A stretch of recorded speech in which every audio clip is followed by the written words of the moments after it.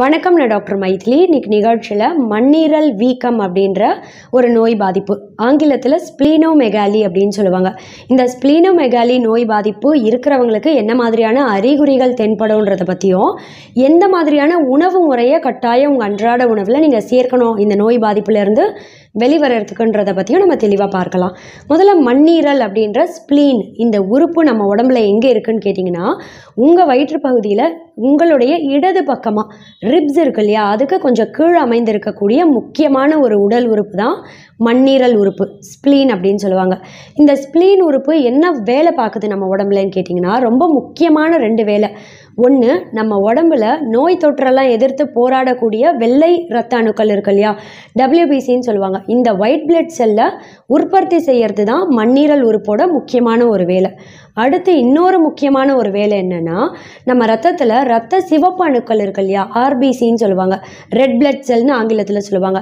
இந்த red blood cell பழையசாயிடுச்சு அப்படின்னா அதை ஃபில்ட்ரேஷன் பண்ணி சுத்தப்படுத்துகிற வேலையை கூட மண்ணீரல் உறுப்பு தான் பார்க்குது. இதனால் இந்த மண்ணீரல் உறுப்பு அப்படின்றது நம்ம உடம்புல ரொம்ப ரொம்ப முக்கியமான வேலை பார்க்கக்கூடிய முக்கியமான ஒரு உடல் உறுப்பு. அப்படிப்பட்ட இந்த மண்ணீரல் உறுப்பில் வீக்கம் ஏற்படும் போது மண்ணீரல் வீக்கம் அப்படின்ற ஸ்ப்ளீனோமெகாலி அப்படின்ற ஒரு நோய் பாதிப்பு. இந்த ஸ்ப்ளீனோமெகாலி நோய் பாதிப்பு வந்தவங்களுக்கு என்ன மாதிரியான அறிகுறிகள் இருக்கும்னு கேட்டிங்கன்னா, முதல் முக்கியமான அறிகுறி, இடது பக்கமாக அந்த உடல் உறுப்பு எந்த இடத்துல நம்ம உடம்புல இருக்கோ அந்த இடத்துல பார்த்தீங்கன்னா வயிற்று வலி அதிகமாக ஏற்படும். கூடவே ஒரு சிலருக்கு வயிறு வீக்கம் வெளியே தென்படும். செரிமானம் சம்மந்தப்பட்ட பிரச்சனைகளும் ஏற்படலாம். ஹீமோகுளோபின் கம்மியாகி இரத்த சோகை பாதிப்புக்கும் நிறைய பேர் உள்ளாயிடுவாங்க. இந்த ஸ்ப்ளீனோமெகாலி நோய் பாதிப்பு இருக்கிறவங்களுக்கு ஹீமோகுளோபின் குறையும். இன்னும் நிறைய பேருக்கு பார்த்தீங்கன்னா தலை சுற்றல் இருக்கலாம். ஒரு சிலருக்கு ஜாண்டிஸும் அசோசியேட்டடாக இருக்கலாம். இந்த ஸ்ப்ளீனோமெகாலி மண்ணீரல் வீக்கம் ஒரு சில கல்லீரல் வீக்கம் நோய் பாதிப்பு இருக்கக்கூடியவங்களுக்கும் கூடவே மண்ணீரல் வீக்கமும் கூடவே சேர்ந்தாப்புல வந்துடும். லிவர் சிர்ஹோசிஸ் பாதிப்பு இருக்குது, இல்லை லியூக்கீமியான்னு சொல்லுவோம், அதாவது பிளட் கேன்சர், இது இருந்தாலும் இந்த மண்ணீரல் வீக்கம் நோய் பாதிப்பு அவங்களுக்கு கூடவே வரும். ரொம்ப முக்கியமாக பார்த்தீங்கன்னா மது பழக்கம் இருக்கக்கூடியவங்களுக்கு இந்த ஸ்ப்ளீனோமெகாலி நோய் பாதிப்பு ஏற்படக்கூடிய வாய்ப்பு ரொம்பவே அதிகம். ஸ்ப்ளீனோமெகாலி வந்துடுச்சு அப்படின்னா மது பழக்கம் இருக்கிறவங்க அதை கம்ப்ளீட்டாக அப்படியே அவாய்ட் பண்ணுறது தான் உங்கள் ஹெல்த்துக்கு நல்லது. இல்லைனா இந்த நோய் பாதிப்பு சீக்கிரமே அதோட பாதிப்பு அதிகமாகிட்டே தான் இருக்கும் உங்கள் உடம்புல. இப்போ ஸ்ப்ளீனோமெகாலி நோய் பாதிப்பு இருக்குது அப்படின்றவங்க என்ன மாதிரியான உணவு முறைகளை உங்கள் அன்றாட உணவில் கட்டாயம் சேர்க்கணுன்னா, முதல் முக்கியமான உணவு பீர்க்கங்காய் கூட்டு மாதிரிலாம் சமைத்து உங்கள் மதிய உணவில் அடிக்கடி சேர்த்துட்டே வரலாம். உங்கள் அன்றாட உணவு சமைக்கும் போது பார்த்தீங்கன்னா 4 முக்கியமான உணவை உங்கள் அன்றாட உணவை சமைக்கும் போது சேர்த்துக்கணும். அது என்னென்னா, சீரகம், சோம்பு, இஞ்சி, பூண்டு. இப்போ இஞ்சி பூண்டு விழுது மாதிரி நம்ம சேர்ப்போம் இல்லையா சமையலில், எந்த இடத்துல தேவையோ அந்த இடத்துல, இல்லை ரசம் வைக்கும்போது பூண்டு சேர்ப்போம்.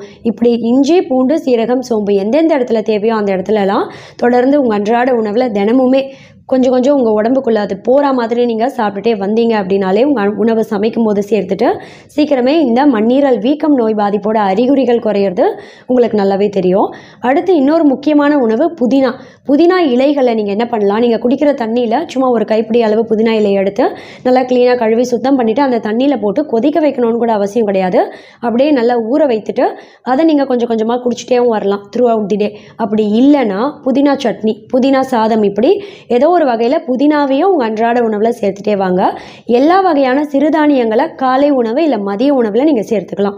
கீரை அப்படின்றது மதிய உணவில் கட்டாயம் ஏதோ ஒரு வகையான கீரையை வேக வைத்து சாப்பிட்றது ஒரு பழக்கமாக கொண்டு வாங்க. ரொம்ப குறிப்பாக மண்ணீரல் வீக்கம் பாதிப்பு இருக்கக்கூடிய நீங்கள் என்ன செய்யணுன்னா, கரிசலாங்கண்ணி கீரை, முருங்கைக்கீரை, இது ரெண்டையும் மாற்றி மாற்றி அட்லீஸ்ட் வாரத்துக்கு ஒரு தடவையாவது உள்ளுக்கு போகிற மாதிரி பார்த்துக்கோங்க. பருப்போடு சேர்த்து நல்லா வேக வைத்து கீரையை நல்லா கடைஞ்சி நீங்கள் மதிய உணவில் சூடான சாதத்தோடு பிசைந்தும் சாப்பிட்டுடலாம்.